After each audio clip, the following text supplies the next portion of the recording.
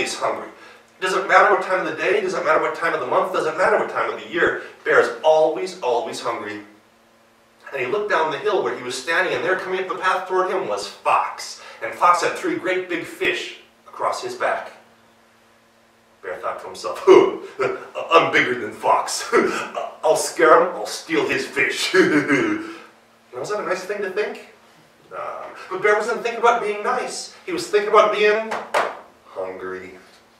So he hid behind a bush. The only thing was, the bush was about this big, Bear was about this big. Wasn't hiding real well. His tail was sticking out. And as Fox came up the path, he saw Bear's tail and said, uh-oh, that's a bear tail. And if that's a bear tail, then Bear's on the other end of that tail, and Bear's going to want to steal my fish. I better come up with a plan. So he thought, and he thought, and he thought, and he came up with a really good idea. Just before he reached that bush, he said to no one in particular, boy, these fish are heavy. I wish my friend Bear were here. If Bear were here, then he could help me carry the fish.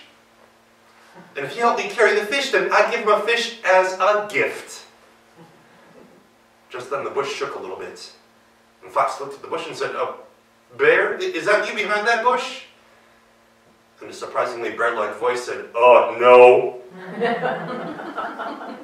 Come on, Bear. I see your tail sticking out. Come out of there. And Bear stood up and said, oh, this bush. I was having a little bear nap. Yeah, that's what I was doing. What did I hear you say about getting me some fish? Because I'm kind of hungry.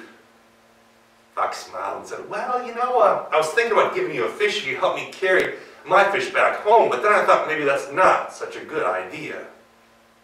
Oh, well, why not, Fox? I thought sharing was always a good idea.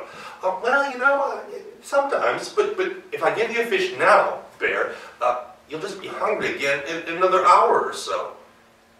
But if I teach you how to fish, you'll never be hungry again. So which would you like me to do, Bear? Give you a fish now, or teach you how to fish? Bear thought about that for a minute. Get a fish now, be hungry later. Learn how to fish, not be hungry. Well, while Bear's deciding, why don't I ask you folks, how many of you take the fish right away? How many of you learn how to fish? But you live in Minnesota, don't you? How many of you think there's a trick and you're not sure how to answer? Whenever Fox is around, there's going to be a trick. And Bear agreed with many of you. He said, okay, Fox, teach me how to fish. And Fox smiled. He had no idea how to fish. He stole his fish from a fisherman. But he couldn't say that to Bear. So he had to make up a story. He said, all you gotta do, Bear, is go down to the pond at the bottom of the hill. Break a hole in the ice with that big furry paw of yours. Took that long bear tail, stick it down into the water, and wait.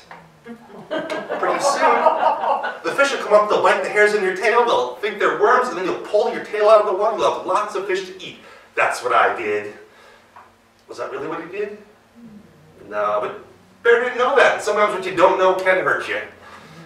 And so Bear ran down the hill, broke a hole in the ice, did it just like Fox said. He was squatting on the hole and waiting, om-de-dum, om-de-dum. Any fish yet? No. Om-de-dum. Now, of course, being Minnesotans, we all know the reason we go fishing is not to catch fish, right? There are a whole lot easier ways to get fish. You go down to the grocery store, they often have those, big tanks of fish. You can get them right there, or frozen fish. The reason we take our children fishing in Minnesota is to teach them an important life skill of patience. Nothing teaches children patience the way fishing does, because you can't speed it up. And Bear was learning how to be patient, and finally he kept his tail in the water for a whole hour at a time, to be waiting and waiting and waiting, and the sun went down, the moon came up, the lake started to boom like it does on a cold night. And finally Bear was feeling chilly, so he thought, oh, I think I'll go home, I'll come back tomorrow and fish. And so he tried to get up. Uh-oh, I'm stuck. That's okay, I'll just pull harder. That's what Bear had always done. Whenever his tail was stuck somewhere, he pulled harder and it came loose. So he started to pull, snap! Oh, I'm loose. Uh-oh. He turned around and there, frozen in the ice, was his tail.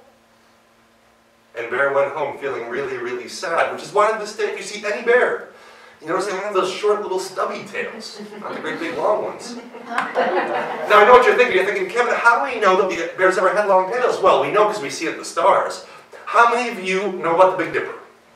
Well, I know the Big Dipper, right? It's got that little cup part and a little handle part. But you know that's part of another constellation? Anybody know what the name of that constellation is?